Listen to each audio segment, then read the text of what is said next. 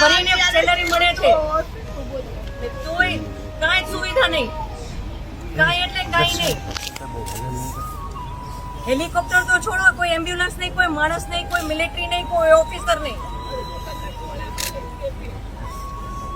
આતંકવાદી આટલી સામે આવીને ગોળી મારી દેશે તો આપણી સરકાર કરે છે શું? અમે ત્યાં ફરવા ગયા તો અમે જ્યાં જોઈએ ને મિલિટરી, તો અમને એમ કે સારામાં સારી જગ્યા છે, સેફમાં સેફ જગ્યા છે.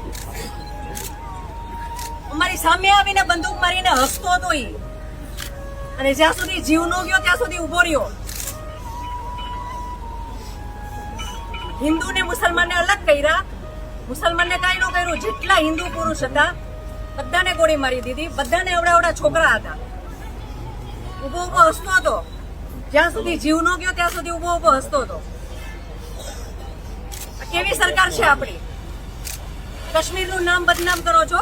કાશ્મીરમાં કઈ વાંધો નથી, વાંધો આપણી સરકારની સિક્યોરિટીમાં છે.